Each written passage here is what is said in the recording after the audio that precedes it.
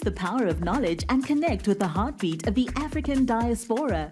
Download our African Diaspora News Channel app now on Google Play and Apple App Store. Stay informed with authentic and diverse perspectives, breaking news, and cultural insights. Immerse yourself in a community that celebrates unity, resilience, and progress. Experience the vibrancy of the diaspora at your fingertips. Don't miss out. Empower your perspective today. Search African Diaspora News Channel and join the conversation. Hi everyone, Inge Stoffels from Cape Town, South Africa. And when I say South Africans are tired of the corruption happening in our land, I mean tired. Let's take a look. There was this news reporter, this news anchor that really just breaks down. He's fed up of the corruption in South Africa. Police who are supposed to guard us, who are supposed to protect us, themselves are involved in criminal conduct. Okay, but they are learning, they are learning. And remember, it's not an unkind thing to say that they are learning from the politicians who are supposed to be their leaders, who are supposed to lead by example, who themselves are involved in nefarious things every day. Because what call a command to order, when the politicians themselves are a mess, corrupt, without integrity. You got the police force. And tonight we got somebody who's going to tell us even more at the bottom of this hour about how rotten it is, whether it be the hawks, whether it be the crime intelligence. It's a mess all around. Now, just from that first half of the video, we can see that he is fed up. And he is fed up on what is happening in our land. Now, on TikTok to this video, many people says, and they're still fighting to rule. I have no words anymore. Someone saying, you are right. We don't have police or ministers. Nothing.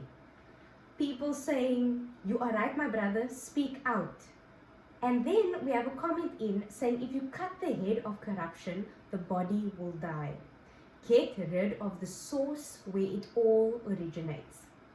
So now, what he is speaking of and how he is reacting shows that as a news reporter, you are always up to date with news, with what is happening. You are having interviews with many people in different positions, people in parliament, people in the government. You are having interviews with these people, getting the inside scoop.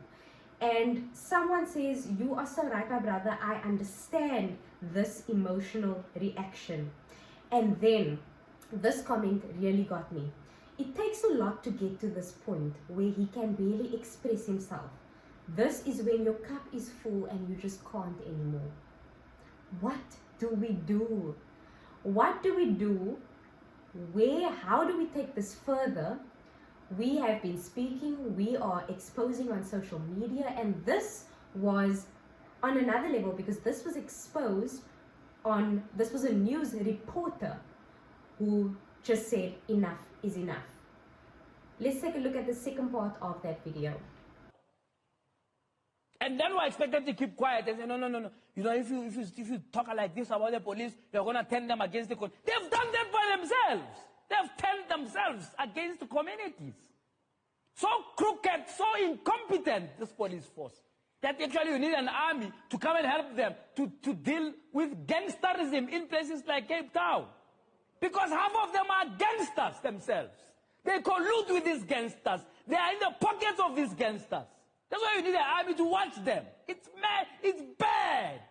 Now what I love about this is that, and this is exactly what this comment says, how refreshing it is to see a member of the media passionate about the state of the nation and is not ashamed to voice it at all.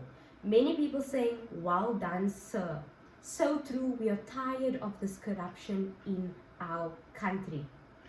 And then, as he also mentioned about the police force and something mentioned in an earlier video as well, where he said they need the army to go in. And I remember that in the Cape Flats, they were sending the army to go and raid gangs, to go and raid places for drugs, to go and raid for weaponry. And he's saying, why? Why do we need the army to do the police job? Because we cannot trust our police services.